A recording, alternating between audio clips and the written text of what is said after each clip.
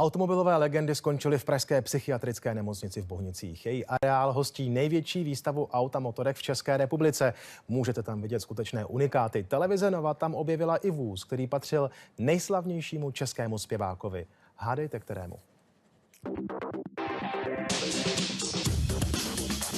Areál psychiatrické nemocnice v Bohnicích se o víkendu změní ve výstavní skříň světa silných motorů, nejmodernějších technologií, ale i nepřekonané klasiky. Předpokládáme tak zhruba 1250 exponátů. Navštěvníci uvidí vlastně od starých historických vozů, od veteránů, přes současné vozy až po závodní speciály. Bude tam exibice spojená s nějakou spaninou jízdou. A vedle mě je teď skutečný unikát Ford Mustang a prvním jeho majitelem byl Karel Gott, který se z Itálie přivezl v roce 1975.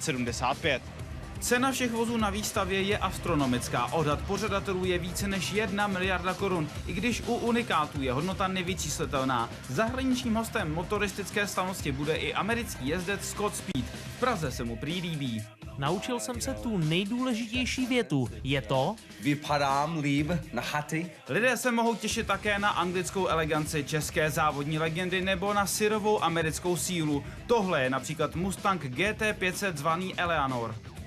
Na své si přijdou i milovníci strojů, kterým stačí pouze 2 kola.